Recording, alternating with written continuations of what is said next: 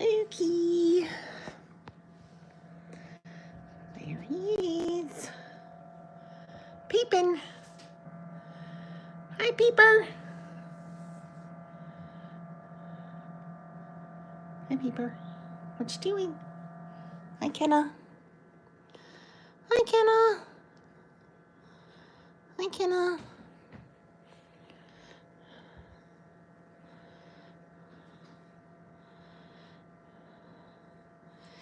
Hey, Loomis. There's our boy. Where'd he go? What are you doing back there?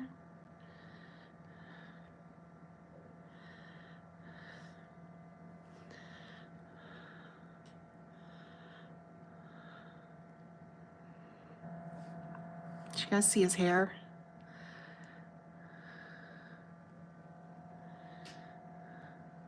Otter. Otter. Look at the hair on top of his head. Otter. That's from the ultrasound they did. He's still got schmutz. I keep wiping it with a baby wipe, but it still looks funny. Hi, Otter. I haven't moved him yet. He's still in the incubator. His new, so that's supposed to be, those are his new digs. But I haven't put him in there yet.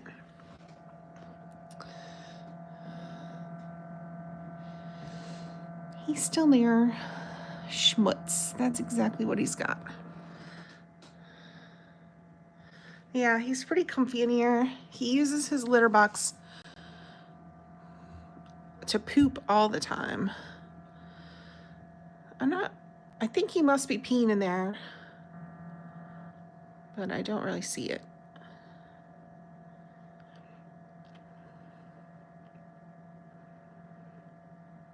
Yeah, his hair's kind of funny looking. All right, let's take him out. Well, let's get stuff ready here, so. All right. So this is what I do. I get a bowl, even though he doesn't eat from the bowl. And then he's eating these Baby Cat, Tiki Cat Baby Thrive packets. These packets are 3-ounce packs of super high calorie food.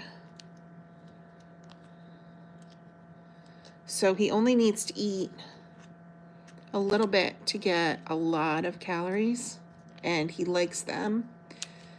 They have all the nutrition he needs for a growing kitten. So they have all his daily vitamins and minerals. So he can live off of these for several weeks if he has to. And based on his weight, he only needs to eat one of these packs a day. So that's not a whole lot. And I'll show you. So I squeeze it in here.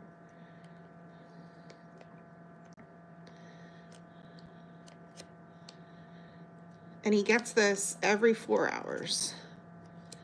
I squeeze a pack in here. And that's all it is. That little bit is the 3-ounce. And then he'll eat about half of this, usually.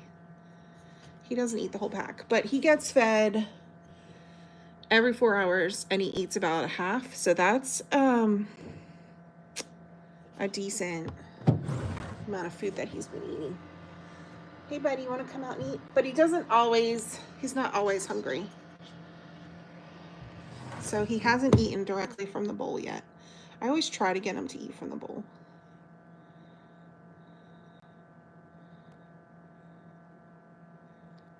You can eat. Oh, he's eating from the bowl.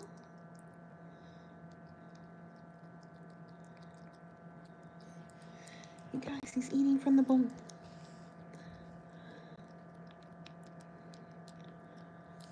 This is the first time he's done this.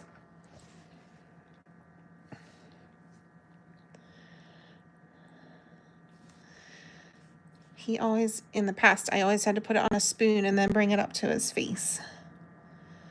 That's the first time he ate right from the bowl. Keep going, bud.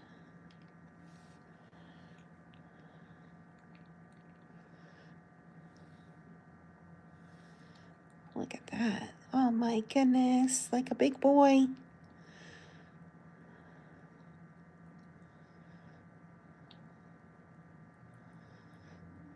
This is a big moment.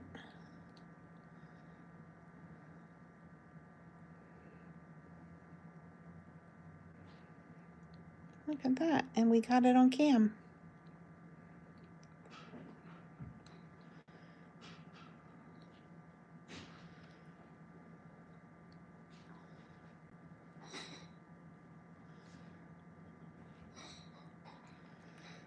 Oh my goodness. Good job.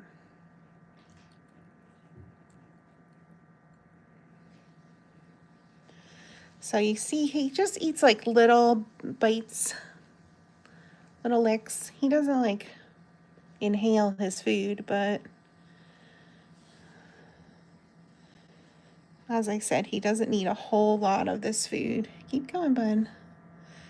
He doesn't need a whole lot of this food to gain weight.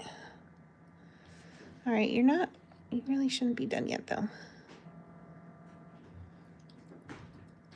There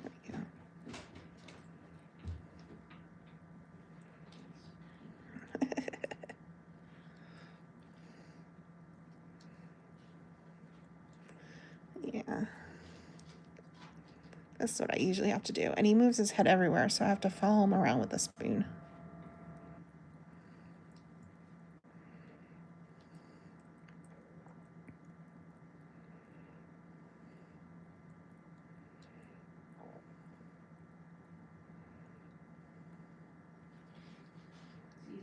See you, Colin.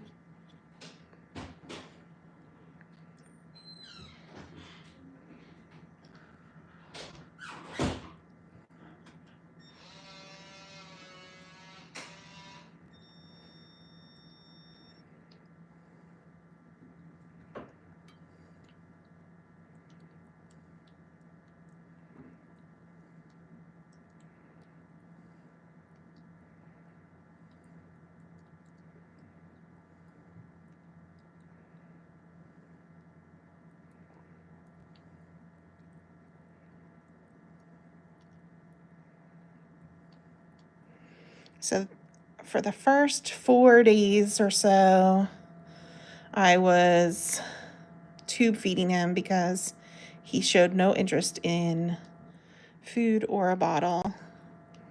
So I was tube feeding him formula, and then I finally got him to eat. 2 days ago, I finally got him to eat some wet food from a spoon. And we've been doing wet food ever since then.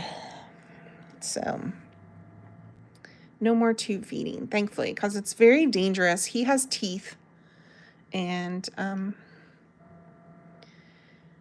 when they have teeth, they are able to bite the catheter. Oh, careful, bud.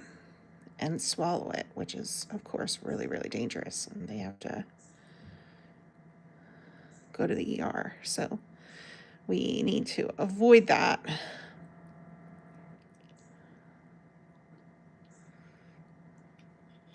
But, oh boy. So I'll give you a little summary of his neuro exam since I didn't do it on cam. So he went to the neurologist yesterday. My days are blending together. Yeah, yesterday. And they agree that there's something neurological going on. You can see he's kind of off balance a little bit. We're starting to get wobbly here. I gotta just be very careful because he's, let me put this back. Put this back here. I gotta brace him. So he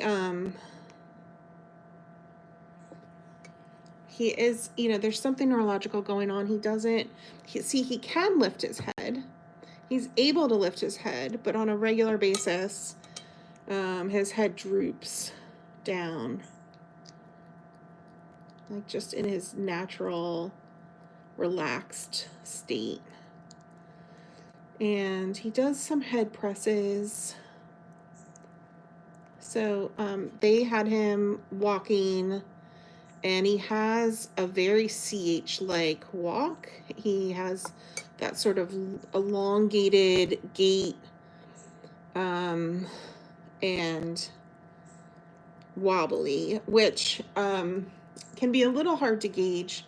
You know, he's just about 4 weeks old, and so, you know, kittens that age are always unsteady, but he's a little bit more so, like with some tremors and things that you would see with CH. But he's not classically CH. Like, CH does not itself cause a dull mentation. So he's, you know, he's not active like a 4-week-old kitten would be. Like a 4-week-old kitten is like bouncing around and playing with things, and he's very dull in that, you know, he's quiet. He doesn't seem to have like a whole lot of activity going on. And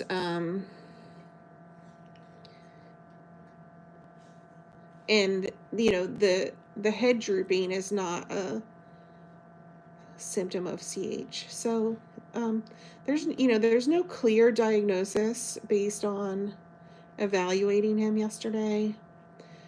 He doesn't, like, the head drooping is often a symptom of hydrocephalus.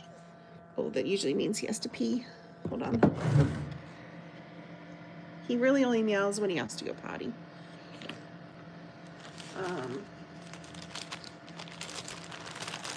But he doesn't seem to have like a big enlarged head. Let's see if he potties. Yeah, potty? So, so we just have to wait. He's too small for any blood work. They tried to do an ultrasound, and they couldn't find any open fontanelles, so they weren't able to confirm hydrocephalus through an ultrasound. So, you know, we just didn't get any real answers. He just has to grow.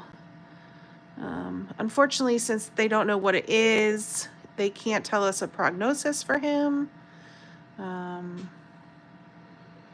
You know, there's no way to say what his future might look like.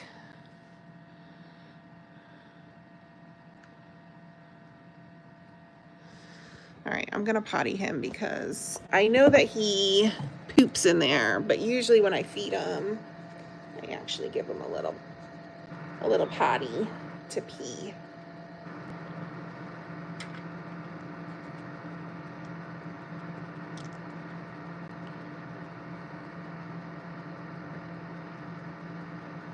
So he ate a good amount.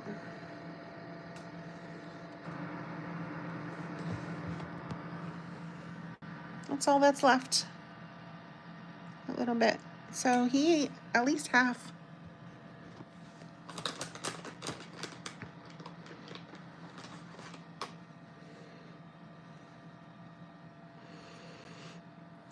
I only hear him cry when he has to go potty.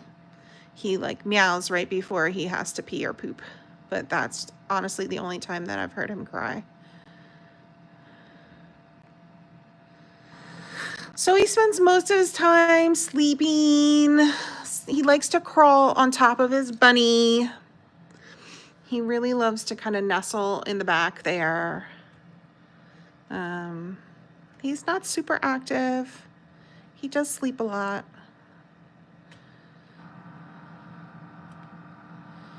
He doesn't really seem to care if I'm petting him or not. Like I haven't heard him purr.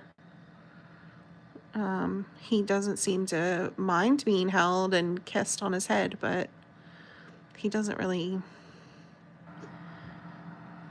like interact with me really.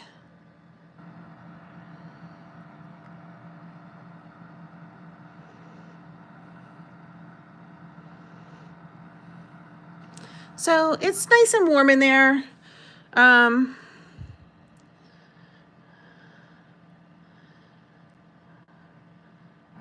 There's no, he's not getting like stressed out being in there at all. So he's actually really comfortable in there. Whoop, there goes his balance. Yeah, see, that's not normal for a 4-week-old to do that. He does have a white tail light. Yes, he does. He has white paws and a white tail light. Yep, right tip of it.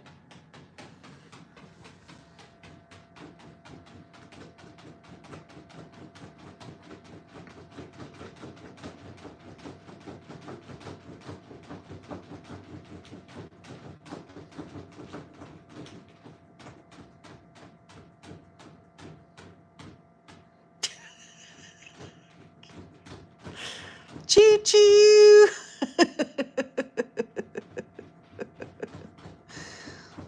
Oh my goodness.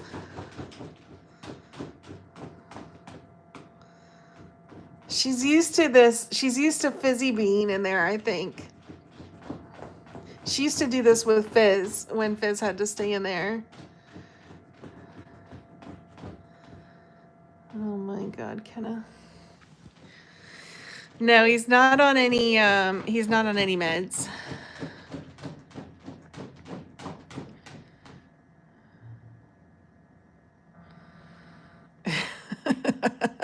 I don't know why Kenna does that. She's a weirdo. No, he's not on any meds. He hasn't had any tests. Oh, you know what? I usually give him a little weigh. A little unofficial weigh-in. Just to see. All right, he's going down. That's not great. Still working on him gaining weight. He went down a little bit more.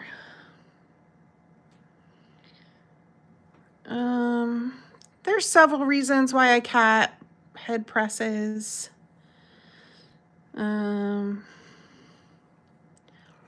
If they have pain, if they have like a headache, if they have pressure.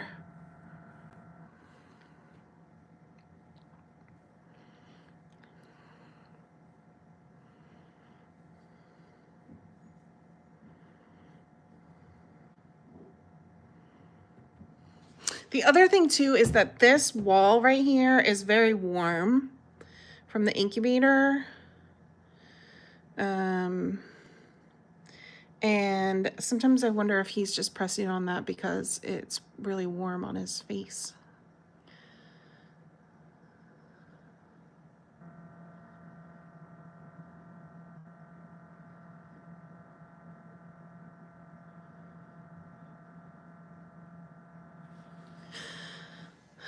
I don't know. I can't ask him.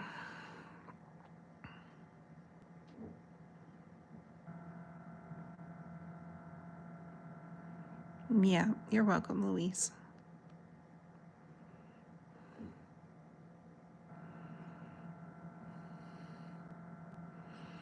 Kenna is a very, very silly cat, that's for sure.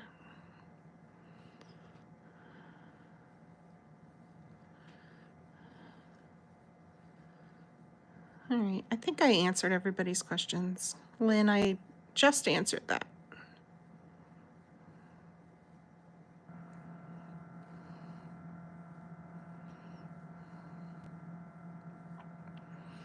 All right, guys. Well, thanks for the suggestion, CH, of doing a live. could see that he's plugging along. Eating is not wonderful, but it's better than tube feeding, so we're getting there. All right. Thanks all. Bye, Otter. Bye, everyone.